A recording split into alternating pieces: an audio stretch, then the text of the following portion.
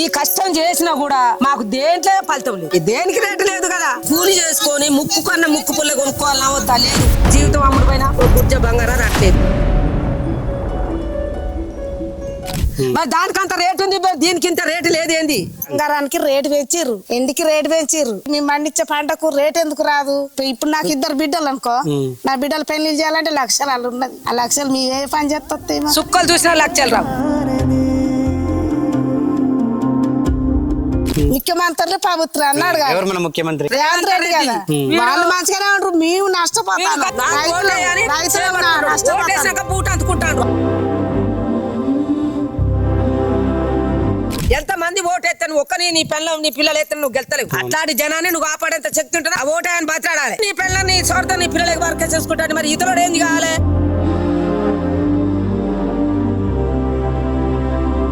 మందు తాగి సచ్చకాడికి వచ్చింది మా పరిస్థితి.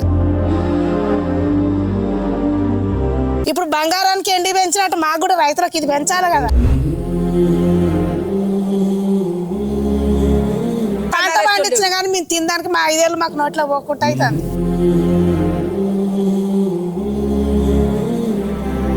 రేటు పెరుగుద్దని ఆశ కొద్దిగా ఎత్తాం కానీ ఆ రేటు ఉండదు, పాడుండదు. ఇక రైతులు బతుకులే ఇంత.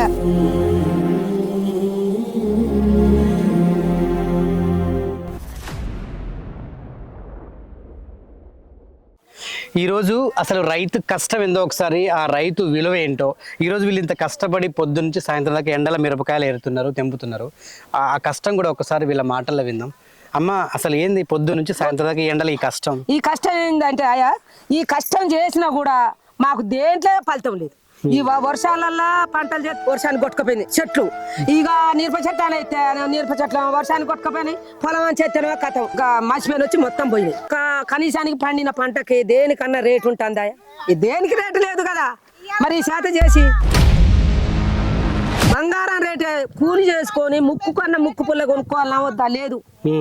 అడిగి పోతారక ఏం లేదు. జీవితం అమ్ముడు పోయినా గుర్జ బంగారం రాట్లేదు.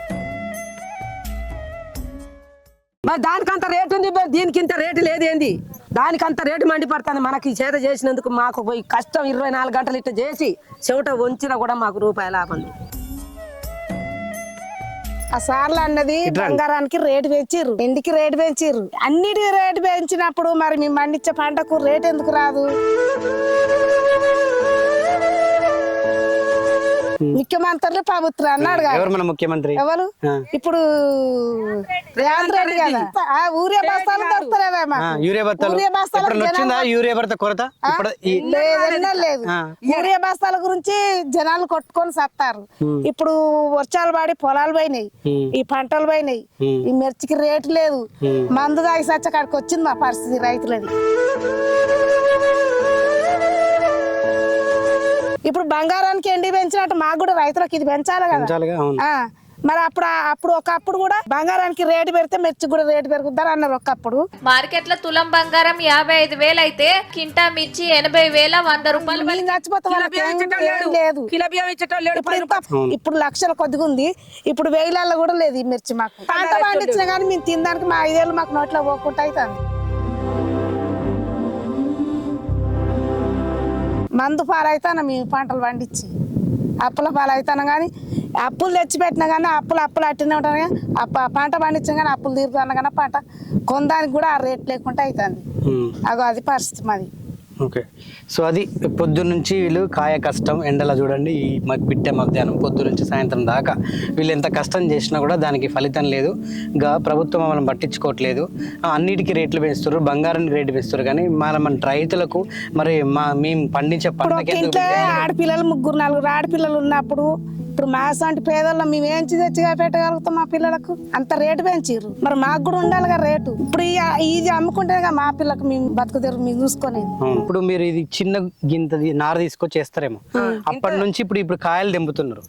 ఎంత ఖర్చు అవుతుంది? ఇప్పుడు ఇంత మొలక అప్పుడు వేసినామంటే దానికి దున్నిపియాలి, మందు వేయాలి. ఇప్పుడు ఎకరాన 1,00,000 50 1,50,000. 1,50,000 మందు వేయాలి, మందు కొట్టాలి, గడ్డి బీకాలి, దానికి మళ్ళీ తోటం పెట్టాలి, మళ్ళీ మందు వేయాలి, మందు కొట్టాలి, మళ్ళీ గడ్డి బీకాలి, నీళ్లు కట్టాలి. ఎన్నిసార్లు ఒక్క మనిషికి 300 రూపాయలు కూలి. గడ్డి బీక్ పొద్దున్న 9 గంటలకు వస్తే సాయంత్రం 5 గంటలకు పోవాలి మేము. సాయంత్రం 5 గంటలకు ఇక 300 తీసుకపోతే ముద్ద పైసా కంచాలకు రావట్లేదు. 30,000 అయితే ఆయనకు లేవు. గడ్డి బీకితే ఎకరైనా 30,000 అవుతాయి. అంత విపరీతంగా పడుతుంది గడ్డి. మరి ఇప్పుడు ఇంత పెట్టుబడి పెడుతురు కదా, చివరికి ఈ పెట్టుబడికి సరిపోయేంత పైసలు వస్తాయి అమ్ముతాయి? రావు కదా. రేటు పెరుగుద్దని ఆశ కొద్దిగా ఎత్తాం కానీ ఆ రేటు ఉండదు, పాడుండదు. ఇక రైతులు బతుకులే ఇంత. సో అందుకే ఇన్ని ఆత్మహత్యలు, రైతులు ఇంత మందు తాగి చచ్చిపోవడం. ఈ రేటు ఉంటే మాకు కూడా మంచిగానే ఉంటది కానీ రేటు లేకనే మాకు బాధ. మార్కెట్ పోయినా కూడా అట్నే అడుగుతారు కదా, ఇంతకి ఇస్తాం అంతకి ఇస్తామని. ఏలం పట్టేసినట్టు. ఏలం పట్టేసినట్టు. కానీ అదే సూపర్ మార్కెట్ లో పెడితే ఎంత పెట్టినా కొనేస్తారు జనాలు. ఎంత పెట్టినా కొనేస్తాం. మా బాధ ఏంటంటే ఈ పండించిన పంట కన్నా ఫలితం దక్కితే బాగుంటది అనిపిస్తుంది కానీ ఏం చేస్తాం, ఉండదు రేటు ఉండదు, ఏముండదు. మిర్చికి రేటు పెరగాలి, బంగారానికి రేటు తగ్గాలి. మరి మా అసలు పేదోళ్ళు ఎట్లా బతకాలి? ఇప్పుడు నాకు 2 బిడ్డలు అనుకో, నా బిడ్డలు పెళ్లి చేయాలంటే లక్షలు ఉన్నది. ఆ లక్షలు మీ ఏ పని చేస్తాయి? సుక్కలు చూసినా లక్షలు రావు మాకు. ఇప్పుడు రేవంత్ రెడ్డి పాలన బాగుండేనా, కేసీఆర్ పాలన బాగుండేనా? ఇంకెవరు చేసినా గట్టిని చేస్తారు. అప్పుడు ఎవరు ఆదుకున్న ఎవరు లేరు, ఎవరు ఆదుకుంటారు. ఇప్పుడు ఈయన మీద ఆయన చెప్పుకుంటాడు, ఆయన మీద ఈయన చెప్పుకుంటాడు, ఆయన మీద ఈయన మీద అటు ఇటు పోను 5 సంవత్సరాలు గడిచిపోతాయి. ఆయన అంతలా ఆయనే, ఈయనంతా ఈయన. వాళ్ళు మంచిగానే ఉంటారు, మేము నష్టపోతాం. గద్దెలెక్తాడు, నేను గద్దె ఎక్కాలే. ఈ బూట్ కాలుతో బూట్ అందుకుంటాను. వాళ్ళు ఓట్లు వేయించుకుంటారు కానీ ఎవడైనా కుర్చీలో కూర్చోవాలంటే ఎంత మంది చేతులు పట్టుకోవాలి, ఎంత మంది ఓటు ఎత్తాను. ఒక్కని నీ పిల్లలు నీ పిల్లలు ఎత్తాను, నువ్వు గెలుతలేవు. అట్లాంటి జనాన్ని నువ్వు కాపాడేంత శక్తి ఉంటున్నా ఆ ఓటు ఆయన మాట్లాడాలి.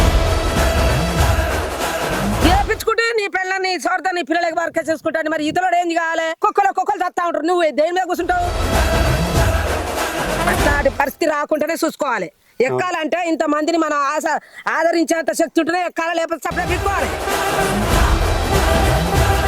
అరే ఇప్పుడు ఏ ఛానల్ చూసినా, ఏ వార్తలు చూసినా గానీ మాకు మిర్చి గురించి అసలు వస్తలే వార్తలు.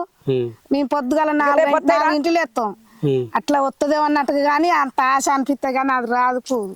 మిర్చి గురించి అయినా ఇట్లా ఒక 10 మంది ఇట్లా అంటే జనం ఎంత నీకు 10 ఓట్లు ఎత్తినా గెలవలే. నువ్వు ఆఖరికి కొత్తరకు ఒక ఓటుతోనైనా నువ్వు గెలుతాను. అట్లాంటి వాళ్ళని నువ్వు కాపాడేంత శక్తి ఉండాలా వద్దా?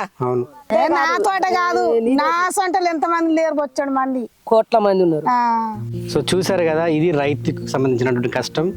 మార్కెట్ లో అన్నిటికీ ధరలు పెరుగుతున్నాయి కానీ మా రైతులు పండించే పంటకు మాత్రం ధరలు పెంచట్లే. బంగారాన్ని పెంచుతారు, దేనికి పడితే దాన్ని పెంచుతారు. మరి మేము ఇంత కాయ కష్టం చేసి మేము పండించి మేము ధాన్యం అంతా కూడా అందరికి అందిస్తుంటే మరి మేము పండించిన పంటకు మరి మాకెందుకు గిట్టుబాటు ధర పెట్టట్లేదు? ఇట్లా జరగడం వల్లనే ఎన్నో ఆత్మహత్యలు జరుగుతున్నాయి. మా బ్రతుకులు ఇంకా ఇలానే ఉన్నాయని చెప్పేసి వాళ్ళు బాధపడుతున్నారు.